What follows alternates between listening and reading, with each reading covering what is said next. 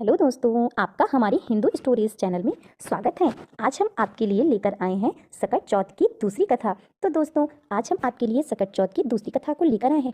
आपको सकट चौथ में 4 कथाएं कही जाती हैं। आपको मेरे चैनल पर चारों कथाएं मिलेंगी। तो दोस्तों, आइए कथा की तरफ बढ़ते हैं। आप मेरे चैनल को सब्सक्राइब कर लीजिए और लाइक का बटन दबा लीजिए ताकि आपको सारी कथाएं की नोटिफिकेशन मिलती रहे। तो दोस्तों, कथा की तरफ बढ़ते हैं। एक शहर में देवरानी और जेठानी रहा करती थी। देवरानी बहुत ही गरीब थी और जेठानी बहुत ही अमीर थी। तो देवरानी इतनी गरीब थी कि जेठानी के घर में कामकाज किया करती थी। झाड़ू पोछा बर्तन वह कर लेती और अपना घर का खर्चा और घर में खाना पीना भी ले आया करती थी।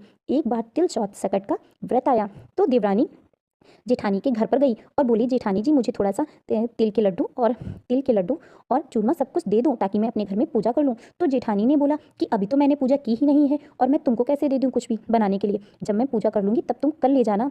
उदास देवरानी अपने घर आ गई और वो सोचने लगी मनी मन में कि मैं किस चीज़ का भोग लगाऊँ और मैं कैसे पूजा करूँ। बोली कि तो यह खेत से बथुई तोड़ लाओ, बथुई के लड्डू बना लो। तो वह खेत में गई और बथुई तोड़ के ले आई और बथुई के ही उसने लड्डू बनाए और सकट चौथ का व्रत किया और उसी से ही भगवान को भोग भी लगा दिया।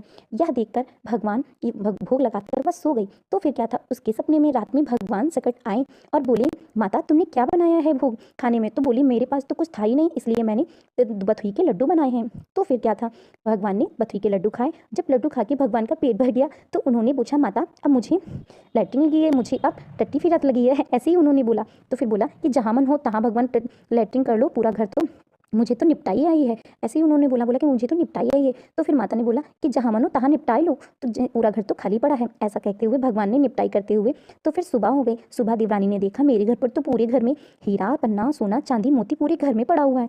ऐसा ऐसा करते हुए वह तो बहुत अमीर हो गई, भगवान की कृपा से बहुत अमीर हो गई। तब तो जब वह अमीर हो गई तो जेठानी के घर पर काम भी नहीं करने जाती। जेठानी को शक हो गया। उसने पूछा कि तुम एकदम से इतनी अमीर कैसे हो गई देवरानी जी। तो उसने सारी भगवान की बात, सकट चौथ भगवान की बात सारी उसको बताई। यह सुनकर जब भी अगला सकट चौथ व्रत आया तो जेठानी ने भी सेम पर्पस यही काम किया। उसने भी बथुई के लड्डू बनाए और भगवान जब शाम को आए तो ऐसे उसने भी किया। तब भगवान ने बोला कि निपटाई मुझे भी आई है। तो ऐसे ही सब कुछ हुआ।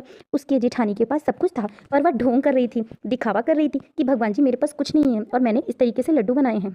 तो फिर क्या था, सुबह जेठानी उठी तो उसके घर में पूरे घर में लैट्रिन पड़ी हुई थी और कुछ भी रह नहीं गया था, सब आनन फानन पड़ा हुआ था। तो जेठानी झल्लाकर बोली आके देवरानी से, मुझे झूठ बोलती हो, मुझसे झूठ बोलती हो, ऐसा कुछ तो नहीं था। फिर क्या, भगवान के सामने तुम दिखावा करोगे तो कुछ नहीं हो सकता। भगवान सब जानते हैं और भगवान जो करते हैं उनको वो भाव के भूखे हैं, वो खाने के भूखे नहीं हैं।